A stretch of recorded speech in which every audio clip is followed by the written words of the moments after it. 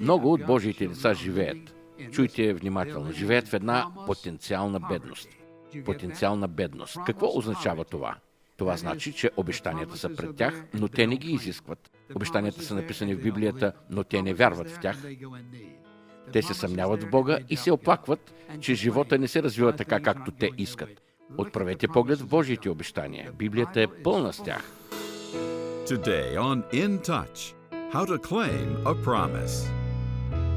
Тогава Исус се приближи към тях и им говори, казвай: Toda potestad me es dada en el cielo y en la tierra.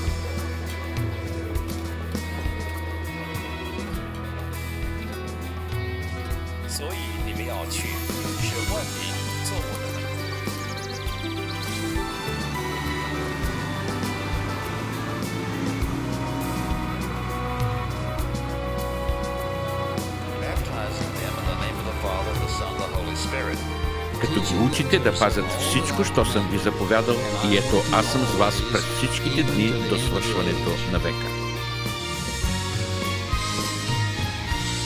Програма Съприкосновение с доктор Чарлз Стенли. Има много чудни обещания, записани в Библията.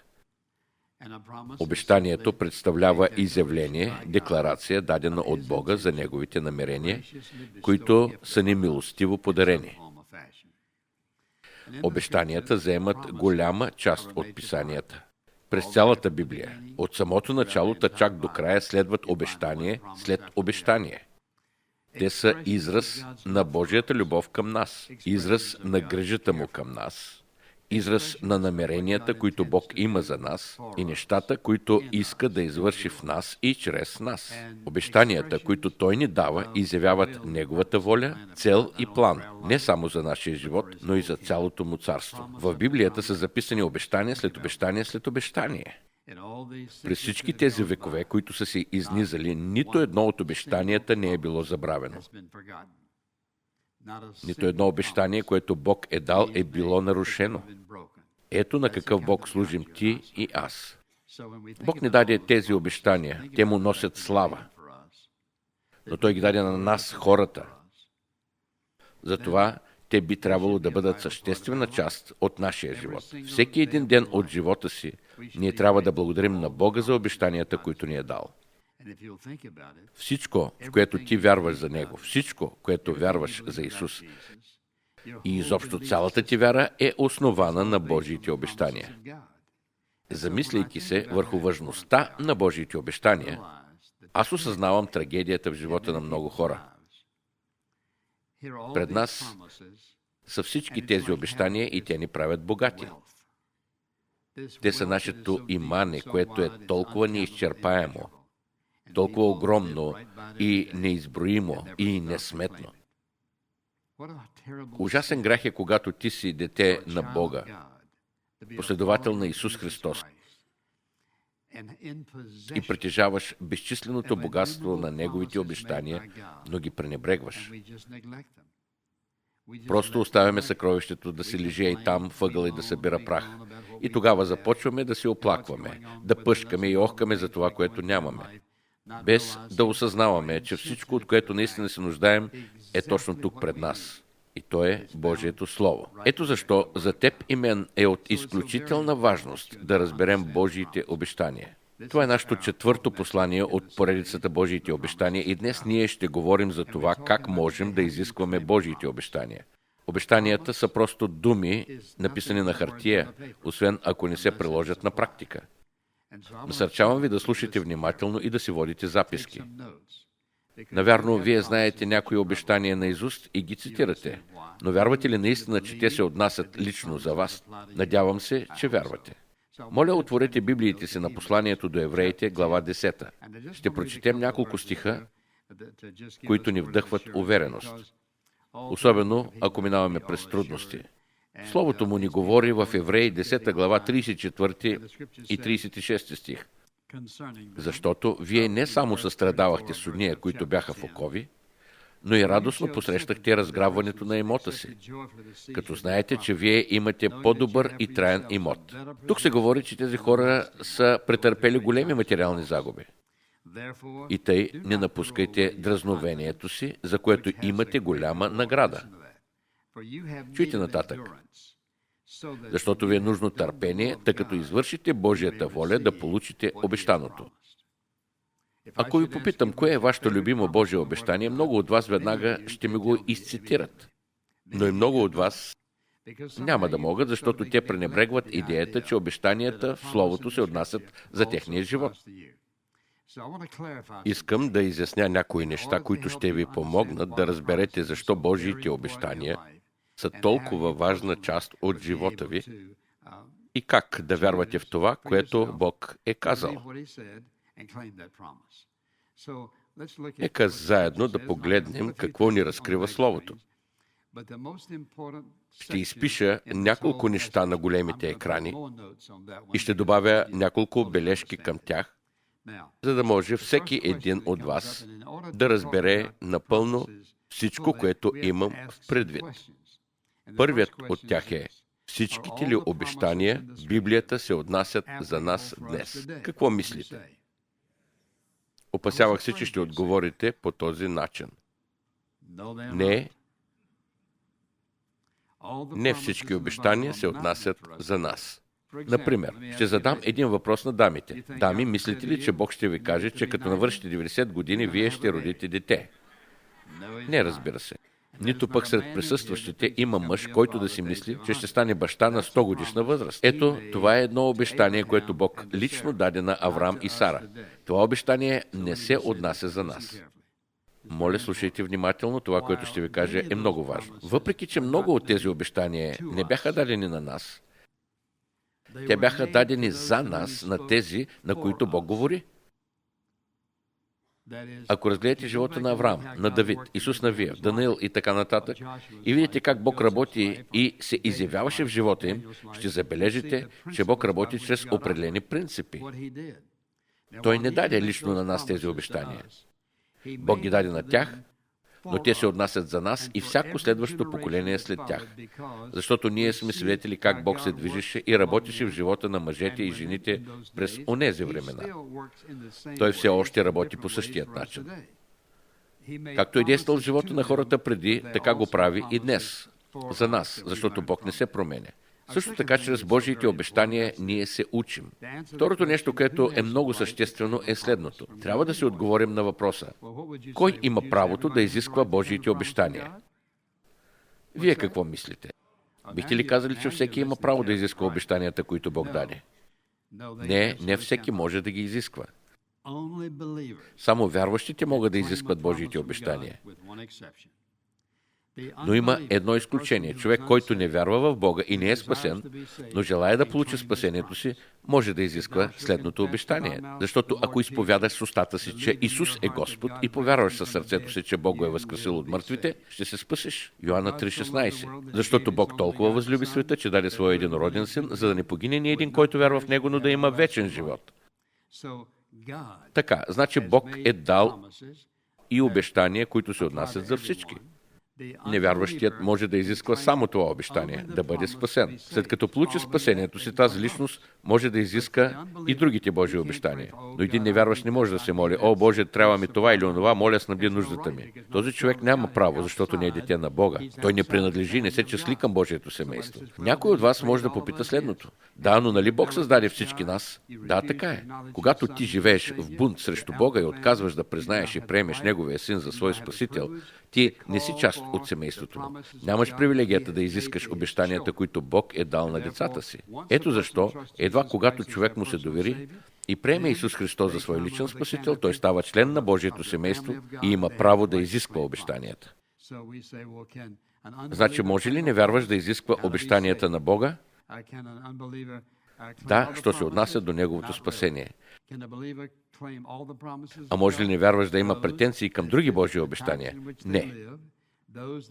Ами вярващият може ли да изисква всички Божии обещания, обещанията, които се отнасят за времето, в което живее, без значение какво преживява в момента? Спрете се само на книгата Псалми. Прочетете обещанията, които Бог дава само в тази книга. Потресаващо е. А сега съберете заедно книгата Псалми и Притчи. Вече имате цяло съкровище, което може да използвате във всеки ден от живота си. За съжаление, много християни не осъзнават иманието, богатството, което имат, и то само в тези две книги. Следващия въпрос, на който трябва да си отговорим, е: защо изобщо Бог ни е дал тези обещания? Първо, защото ни обича. Той ни обича безусловно и съвършено. Няма начин Неговата любов към нас да бъде измерена. Бог е обещал да ни води. Обещал е да ни насочва, да снабди всяка наша нужда и да ни пази. И ни е дал още много, много обещания. Защо? Защото самият Той ни се разкрива и се проявява чрез тези обещания. Никак няма да те оставя и никак няма да те забравя. Няма друг човек на света, който може да ви обещае такова нещо. Аз ще те вразумя и ще те науча пътя, по който трябва да ходиш. Само Бог познава и вижда всяка една отделна личност по лицето на земята. Много от Божиите деца живеят в така наречената потенциална бедност.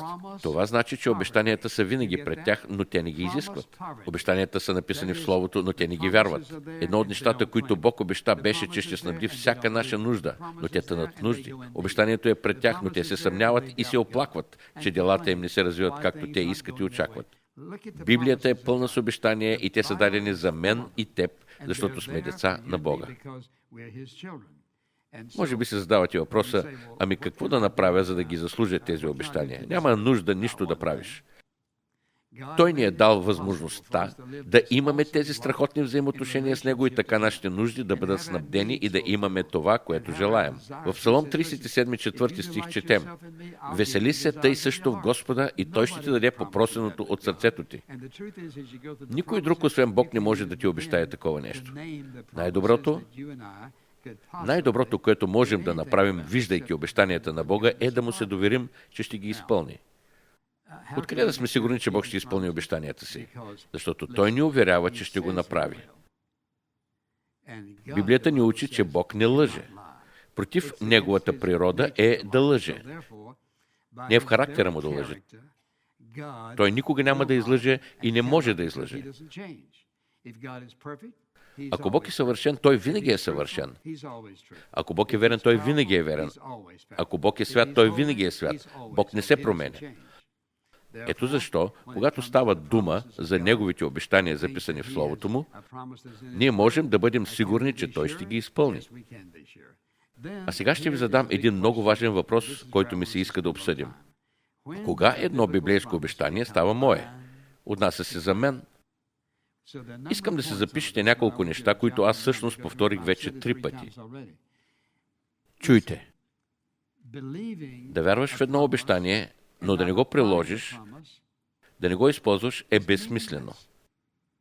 Ще ви запитам още нещо. На кого принадлежат Божиите обещания? Чух някой да казва: на мен. Добър отговор, благодаря ви, господине. Божиите обещания принадлежат на Божиите люди. А ти дете на Бога ли си? Кажи амин. Това означава, че Божиите обещания ти принадлежат, нали така? Осъзнаваш ли колко си богат? Петима от вас осъзнават този факт. Виждате ли? Ние го приемаме за нещо нормално. Слушайте внимателно. Виждате ли, ние го приемаме за нещо нормално. Когато някое обещание съответства за лична моя нужда, Бог е обещал да го изпълни. Чуйте какво казва за това, че Той може да ни опътва. Псалом 32, 8 стих. Аз ще те вразумя и ще те науча пътя, по който трябва да ходиш. Ще те съветвам, като върху тебе ще бъде окото ми. Няма друг освен Бог, който да ти обещае това. Ето го и проблема. Кога мога да изискам дадено обещание? Когато имам лична нужда и Словото ми обещава, че ще я изпълни. Бог казва, че ако ми е нужна насока и наставление, за да мога да взема правилното решение, Той ще ми даде тези неща. Мога ли да изискам Божието обещание за водителство? Да. Защото това е изрично написано в Словото. Точно и ясно обещание, дадено от самия Бог, че Той се грижи за нас и посреща нуждите ни. Всички ние се нуждаем от нещо. Второто важно нещо е дали контекста на даден пасаж позволява да го изискаме. Не просто можем така да измъкнем някой стих от Словото и да кажем: Ей, сега ще го изискам. Трябва да си зададем въпроса какъв е контекста му. Добър пример за това са следните стихове, които откриваме в Библията. 1 Йоан, 5 глава, 14 и 15 стих. Ето го и стиха. И увереността, това ни е обещал Бог. И увереността, която имаме спрямо Него, е това, че ако просим нещо по Неговата воля, Той ни слуша. И ако знаем, че ни слуша, за каквото и да му попросим, знаем, че получаваме това, което сме просили от Него. Това е обещание, дадено ни от Бога. Но какъв е контекста му? Заставам пред Бога и изказвам молбата си. Моля го за водителство, посока, и Той казва, ако е волята му. Ако казваме нещата, според 1 Йоанна 5 глава, по Неговата воля, Той ни слуша. В случай не трябва да предполагаме да се чудим дали ще е но. Знаем, че получаваме това, което сме просили от Него. Другото важно нещо, което искам да спомена е, че изпълнението на Неговите обещания прославя Бога. Ако моля Бог за нещо, което не е полезно и добро за мен, Той няма да ме го даде. Ако се моля за нещо с егоистични мотиви, това няма да го прослави. Ако се молим за нещо, което знаем, че ще прослави и възвеличае Бога, тогава можем да вярваме, че Той ще отговори на молбата ни. Чуйте, Бог ще изпълни обещанието си, ако е в съгласие с Неговата пряка воля за живота ти. Това е едно от условията. Ако го молите за нещо, което не е по волята Му за живота ви, тогава се молите за нещо, в което Той няма да участва. А сега обърнете внимание на следното. Вие може и да манипулирате обстоятелствата в живота си, може и да бягате от отговорност, да кръшкате и дори да сте въвлечени в не толкова чисти и легални дейности, но по този начин вие попадате в собствения си капан. Пиете отровата, която сами сте забъркали. Но когато ходите в Божията воля, имате право да изискате обещанията, които Бог е дал. Не бива да желаем и искаме това, което не е волята Му. Повечето от вас, тук присъстващите в залата, са на възраст и аз мисля, че сте се опитвали да позаобиколите тук-там Божията воля в живота си. Но сте научили урока си и сте разбрали, че така не става. Покорството към Бога изпълнява Божията воля, за което сме си мислили. Например, много от нас са се молили за нещо, за което сме си мислили. Господи, аз знам по-добре. Моли се 2-3 седмици и накрая Бог ти показва, това не е моята воля. Тогава вече почваш да питаш, Господи, а каква е Твоята воля? Мислиш ли, че Той ще ти я разкрие? Да, разбира се. Не каза ли сам Бог, искай и ще ти се даде? Търсиш мъдрост и искаш да научиш нещо. С други думи, търсиш водителство и посока, за да му се покориш. Нали така? Той винаги ще отговори на молбите на своите деца. Нашия Бог е Бог на обещанията. И когато Бог изпълни обещанието си към мен, то ще бъде насърчение за другите. Слушайте внимателно. Да, мога да изискам обещание, като знам, че то ще послужи за насърчение и подкрепа на другите. Например, знаете ли колко писма сме получили от хора, за които сме се молили да получат работа и те са я получили? Ако Бог ви е благословил миналата седмица и изобщо това, което Той върши в живота, споделете го с останалите. Не се хвалете и надувайте, просто кажете, ето, такъв е Бог. Имах такава нужда, имах това желание. Отчаяно се нуждаех от тези неща и ето какво Бог извърши в живота ми.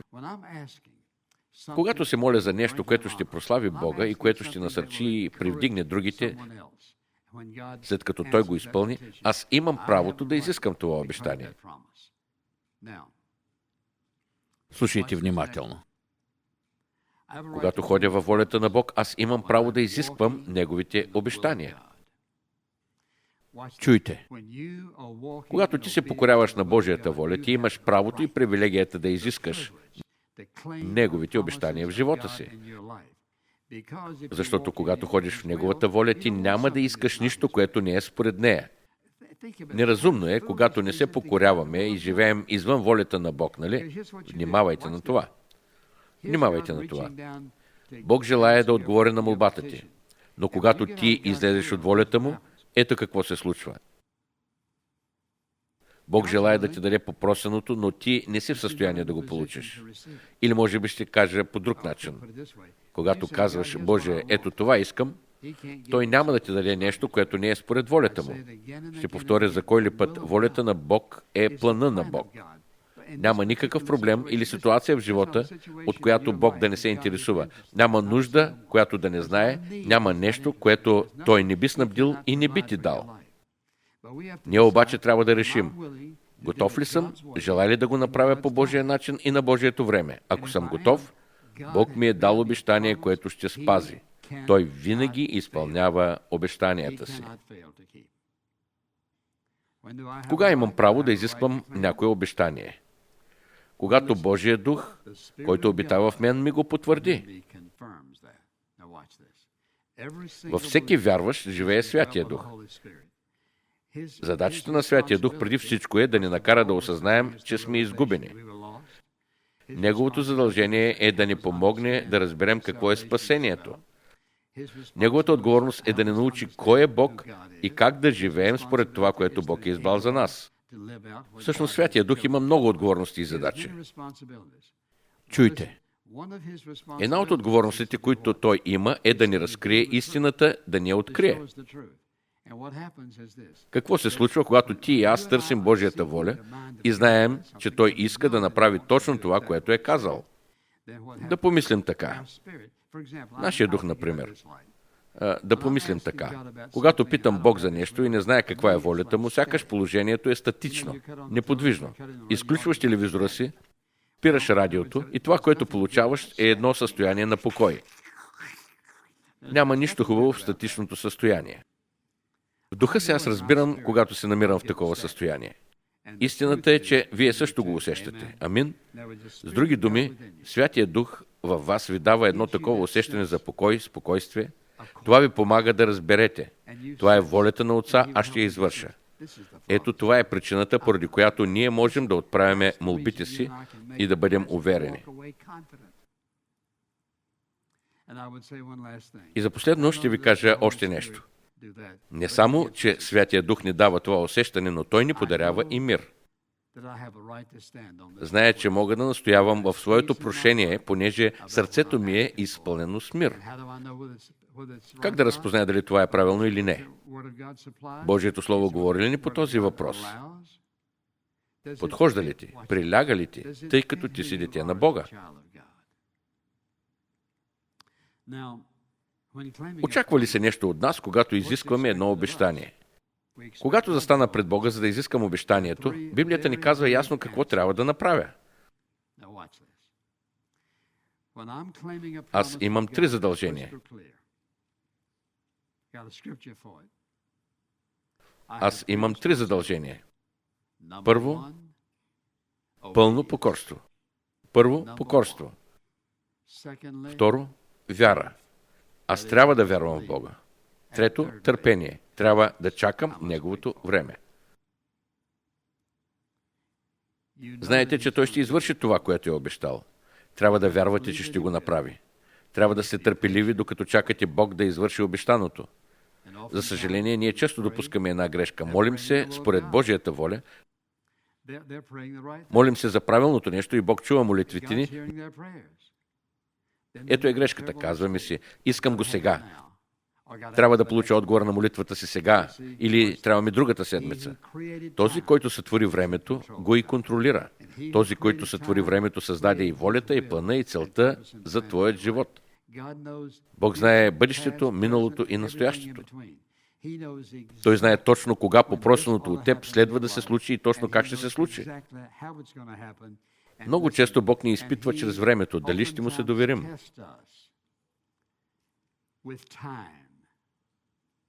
Ако обаче желанието ми да получа това, което искам бързо и сега аз тръгна преди Господа, това означава, Боже, аз ти нямам доверие.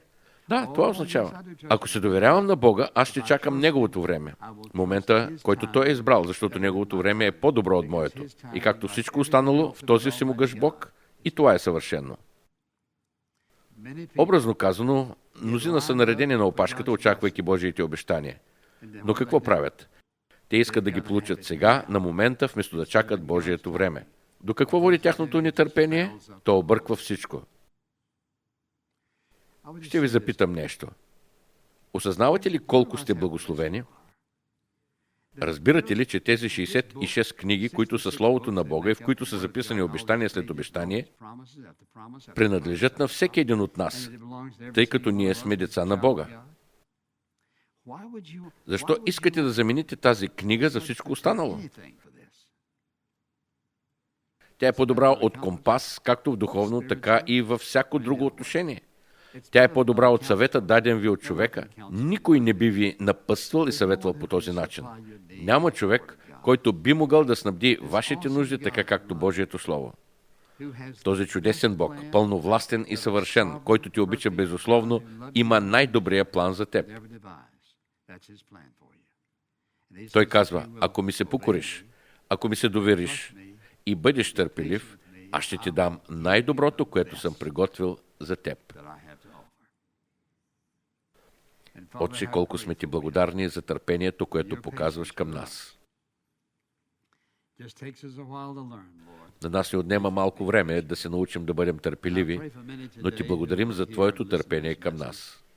Днес се моля за тези, които ще чуят и послушат това послание, които преживяват трудности, беди, загуби, нужди и не знаят на къде да тръгнат. Чудят се дали наистина ти ги обичаш. Моля се да насърчиш и обнадеждиш сърцата им днес. Да, ти ги обичаш, да, ти познаваш техните нужди и си готов да ги посрещнеш. Да, на твоето време и по твоя начин. Отче, аз се моля Святия Дух да ни помогне да осъзнаем ясно какво съкровище преживяваме и колко много ни обичаш. В името на Исуса. Амин. Съзнавате ли какво вършите, ако не сте приели Исус за свой Спасител? Вие се опитвате да живеете сами в този объркан полудял свят без най-великия помощник, който бихте могли да имате? Най-разумното нещо, което бихте могли да направите, е да се помолите Господ Исус Христос да прости греховете ви. Признайте вашата бунтовност. Признайте вашата греховност и бунта си срещу Него. Помолете Го да ви прости поради това, което Той извърши на Голгота, проливайки святата си кръв. Позволете Му да поеме властта над живота ви, да ви води и насочва по пътя на живота ви. Тогава всичко в Него ще се промени. Това е моята молитва за вас. Амин.